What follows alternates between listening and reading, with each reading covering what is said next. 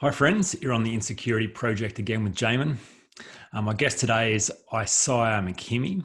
Now I'm really excited to have Isiah on the show because you may have remembered at the start of the year, one of my intentions was to address the areas of sexuality and spirituality, and specifically how they related to insecurity, just identifying that people suffer greatly in both those areas for not knowing how to navigate it, especially when it interacts with their beliefs about themselves. So it's taken me till the very end of the year to fulfill that intention. But I'm so grateful to have you on the show, and it's a really important subject to dive into. So thanks for being here, Isiah. Thanks so much for having me, Jamin. So you are a couples therapist and a sexologist. Tell us a bit about what that means. Yes, good question.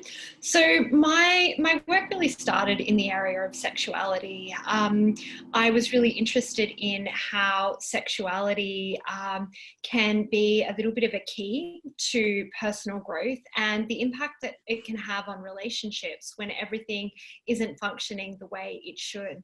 And that led me down a path of exploring relationships a little bit more and becoming a couples therapist as well. So essentially, I now help people in both the area of sexuality and their relationships. And often when there's a problem in one area, there's a challenge in the other as well. So I help in both of those areas. Fantastic. Obviously, very necessary work, and so great to be able to have someone to address an issue that often people don't know what to do with, so don't do anything, just kind of deal with what they've got. So so insecurity, that's the whole intention of the Insecurity project, is to help address another vulnerable subject that people often don't know what to do with, so don't talk about it at all.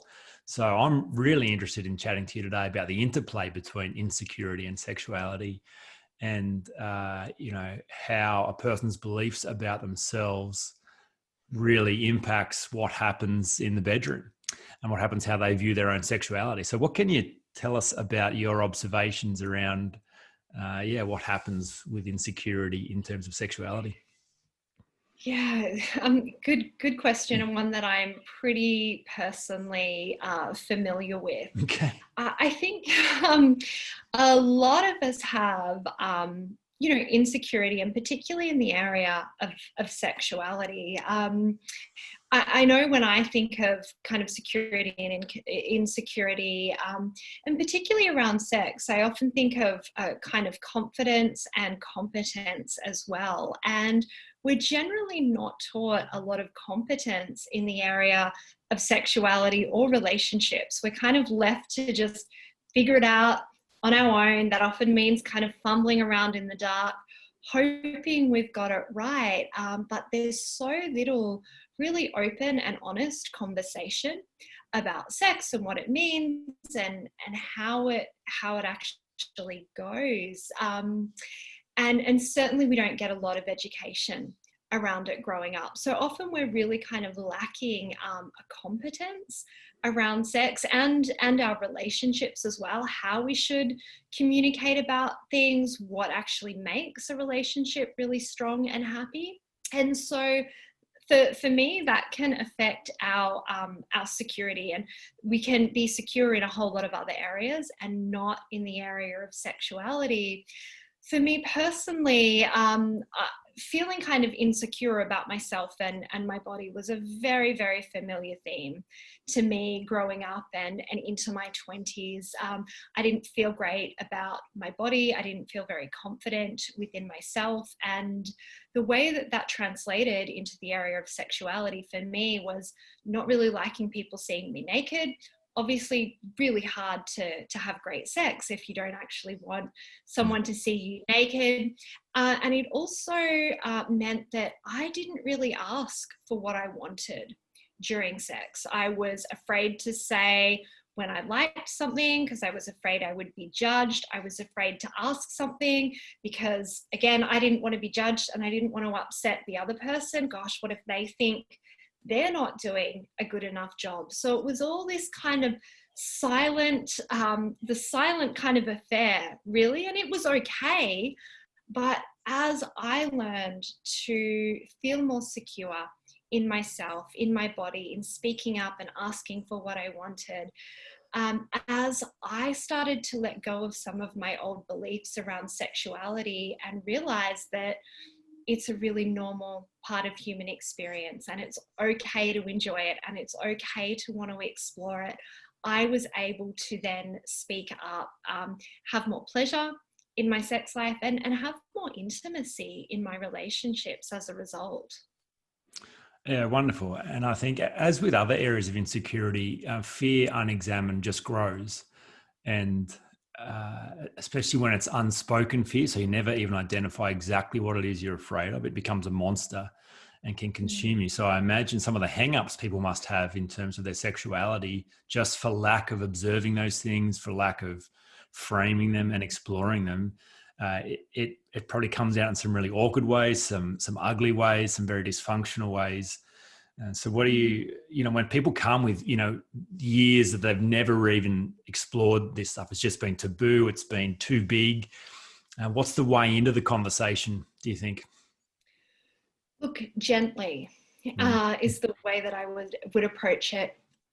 We have such a deep experience of shame around sexuality. It's often one of our first experiences of shame in our life is around our sexuality.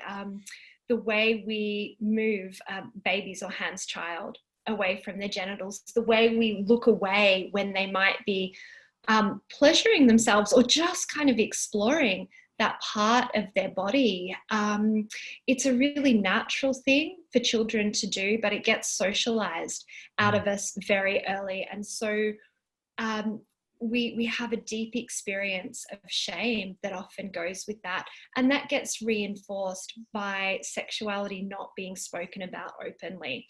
When something is unspoken, or that thing that can't be spoken about, it reinforces that there's a taboo, that there's shame around that subject. So we want to open this up really, really gently with couples. If we go kind of too far, and often this will kind of happen in relationships. It's like one partner might say to the other, can't you just do this? I think this will really help you. You really enjoy this.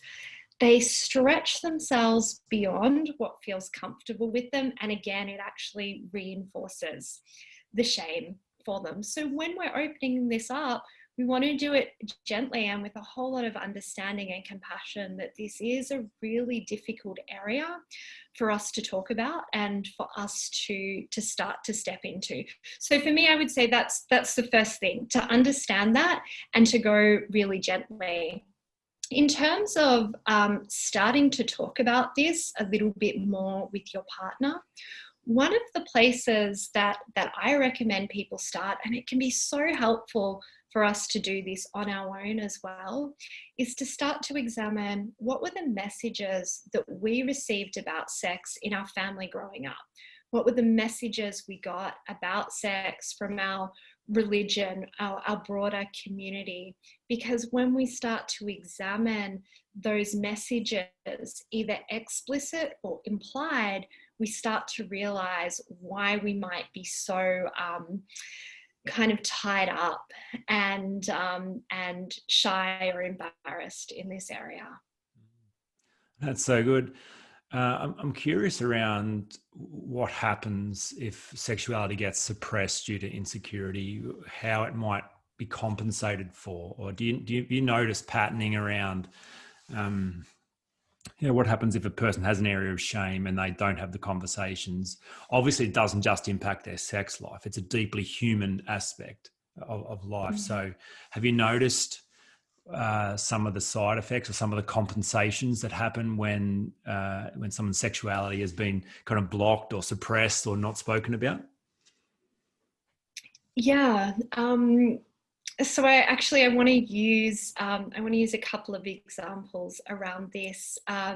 One was actually a client that I was speaking to last night, and the sex life that this couple has had hasn't been great for probably about 30 years. It hasn't been something that they've been able to speak about. They've had sex, they raised their children together, and now at the end of all that, they've got a good relationship together, but the sexual component is still the one that they really struggle to talk about. And what it kind of means is that their sexual frequency has sort of gone down to almost nothing. And what in this case the male client was expressing was the way that that impacts his confidence overall, feeling like his wife isn't attracted to him, feeling like he doesn't know how to turn his partner on. There's a feeling of helplessness that comes with that, and a real lack of confidence that started to play out in other areas of his life as well. Conversely, to share another example, and I really love this example because for me it's such a great indication of what's possible when we start to explore our sexuality. It was a woman that I was working with around her low desire. And, and there's a lot of what she experienced that I could relate to myself. She didn't feel great about herself. She would in no way ask for what she wanted in the bedroom. But as we did work around her sexual beliefs and getting her in touch with her body, and then getting her to speak up and ask for what she wanted in the bedroom, she actually let me know that she started to speak up more in board meetings as well. So at work, she started to become more confident. She started to voice things that she never had before. So it didn't just improve her sex life. It didn't just improve her relationship. It improved really her life as a whole, to actually step into this sometimes challenging but really exciting space. Yeah, sure. That's really interesting, because I think the insecurity causes us to protect ourselves and defend ourselves, and that's going to play out across the board in other areas. So in terms of cultural messaging around sexuality and maybe differing between the sexes, how do you address that? Some of the cultural norms and rules around the different approaches for male and female around sexuality, and plenty of the stuff that's not helpful. What's the way into thinking about that in a healthy way that allows growth?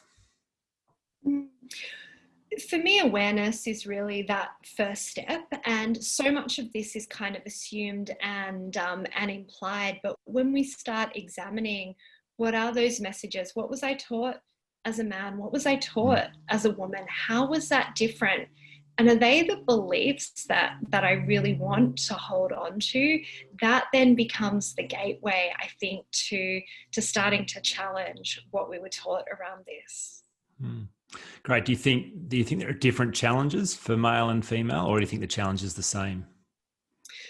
Look, I think in some ways there are similarities. We both have a lack of education. All genders feel insecurity in this area. I think one of the key differences is that for men, there's an expectation that they'll just know what to do. And I think that can be hugely challenging. For women, there's often a more socialized fear around sexuality. So a lot of our early messages around sex were, don't get pregnant, don't have sex too soon. If you're going to have sex, use protection. Like, they're the main messages that we get. So there's often a fear around sex for women, and for men, that pressure that they're just going to know what to do. Sure. What are your thoughts on the impact of pornography in the way that educates and frames sexual expectation? Yeah, and I think that word educates is a really interesting word to use around pornography, because pornography is entertainment.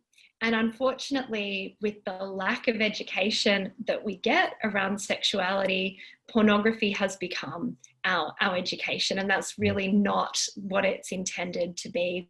So I think that's firstly a really important thing for people to keep in mind. Pornography, I think, can be helpful. It can show us the whole range of things that humans like to explore and express around their sexuality. And I'll sometimes suggest that people watch pornography to kind of just give them some ideas. But I think there is so much that is shown in pornography that isn't reality, and that we're kind of mistaking it for reality. The lack of foreplay, the lack of consent, the lack of safer sex practices in there as well. The idea that we want sex to last, a whole lot of time. Our bodies aren't designed for that. There's a whole lot of things that are consistently portrayed in pornography that just aren't reality. Often that's the way kids today, more than any other generation, are learning about sex. So how do you talk to parents about, their role in the education process and what to do with porn for their kids? Like, how does that, what are your thoughts on that? Yeah, and it can be a really kind of daunting and scary topic for parents. The idea that their kids might find pornography, but also the idea of talking to their kids about sex and sexuality as well. I think we can kind of have this belief that if we talk to children about sex, we're in some way giving them permission to go out and explore. But the research has actually found the opposite. If we can give kids really good education, so in countries where there is more comprehensive sex education, they actually have a later starting age of sex and lower teenage pregnancies than countries where it's kind of an abstinence only sex education program. Kids are often finding pornography at the moment, not because they're going out and looking for pornography. They're either finding it by accident or they're finding it because they've heard certain words used by the adults around them, but they're not sure what they mean, because there's that aspect of secrecy and taboo. And so, what do kids do? They get on, they Google the word boob. And, which is relatively innocent in itself, but obviously then what they're exposed to from trying to find information can have a real impact on them. And I think the average age that children first see pornography online now is 11. That age may be, that's certainly the trend, is that's becoming younger and younger. So often by the time that we think kids are ready to have that conversation or to be introduced to that, it's actually too late. They've heard things in the schoolyard. They've, potentially found something online. So I would say, in terms of educating children around this and creating a safe space where they can come to you and talk about it and not feel that shame and taboo around sex, is to offer age-appropriate sex education from every age. So all the way from, using correct terminology for genitals with toddlers, for explaining what's normal and what isn't. It is going to change, obviously, what is appropriate at every age, but making sure it isn't the one talk. I know my generation, it was like, did you get the talk about sex? And that was usually, reading that "Where Did I Come From" book. I think there's, a whole generation of Australians who that was our sex education. I think we have to shift away from having the talk to having a series of talks and to just keeping really open dialogue about this aspect of our lives the way we would any other aspect of our lives. That's great.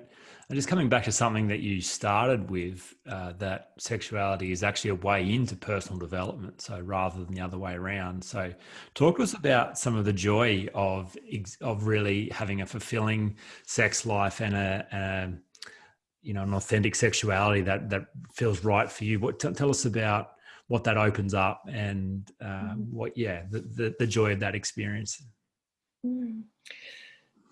So some of where I kind of really began this, this journey around sexuality for me was in kind of the Eastern spiritual tradition of Tantra. And in Tantra, we see sexual energy as life force energy. So when that sexual energy is able to flow through us without being suppressed, without being pushed aside, we actually have more energy for life. Some people will talk about it in terms of feeling like they have more creativity as well, and more expression.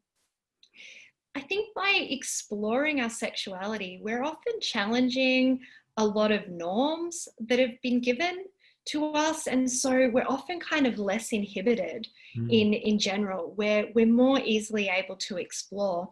In being able to talk about sex, again, we're kind of breaking through some of those, barriers that we might otherwise have. And so that can create enormous intimacy in a relationship.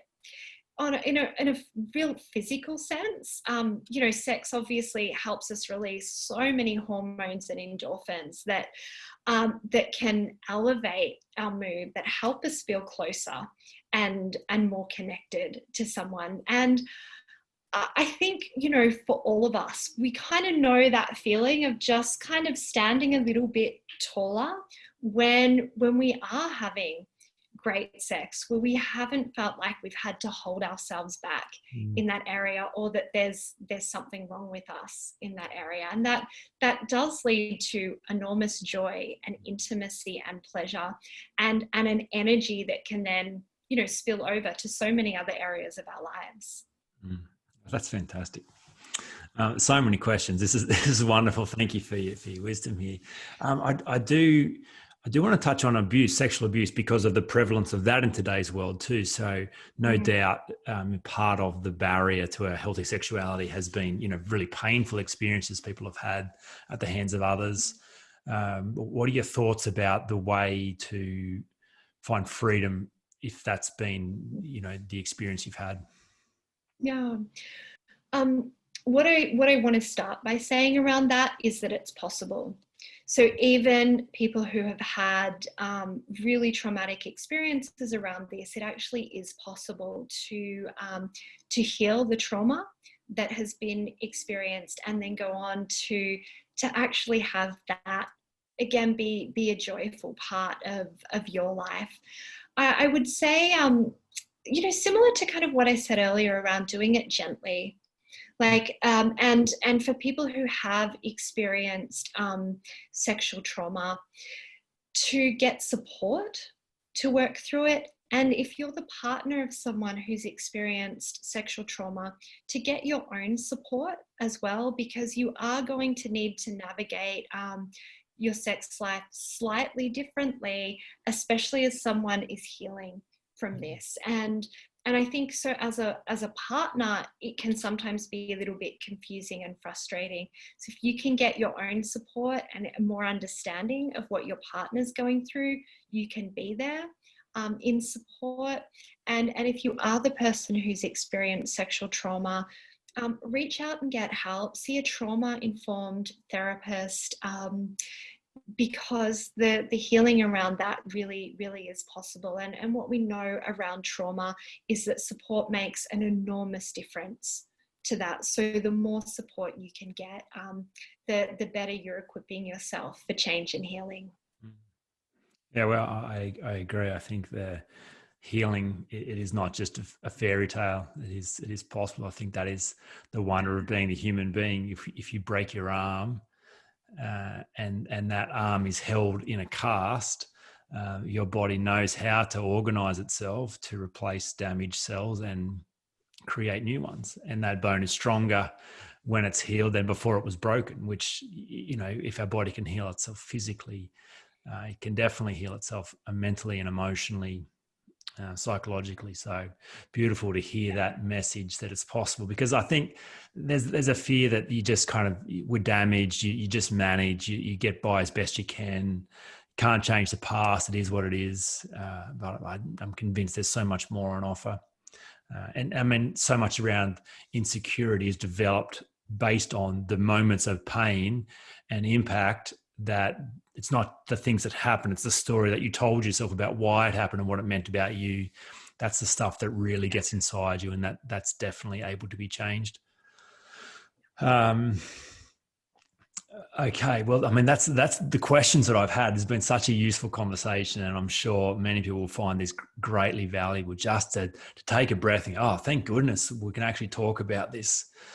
So is there anything I've missed? Is there anything you'd like to add to the conversation that would be really important for people to understand on this whole subject? I think what I would just kind of add is, that it's okay not to know what to do in this area. And I think that that's so many of us. So it's totally okay to go out and do some research. What do other people do? How do I pleasure a woman? How do I pleasure a man? Like, how do I talk about this? What are some of the things that we could try? We don't know what we don't know. And, I know one of the things I've mentioned, because it's an enormous theme, is that we don't talk about this and we're not educated on it. So don't just expect yourself to know what to do. Don't just expect yourself to be good at sex. That isn't generally the way it happens. Don't be afraid to go out and find tools and do research in this area, because it can make such an enormous difference. Yeah, that's a great place to leave the conversation. And thank you so much for your contribution to the Insecurity Project and this audience, and just acknowledge you for the great work you're doing in the world. And it's very wonderful. Thank you so much for having me, and for being willing to start to open up this topic as well. Thanks, Isiah. We'll leave the conversation there. Thanks, Jamin.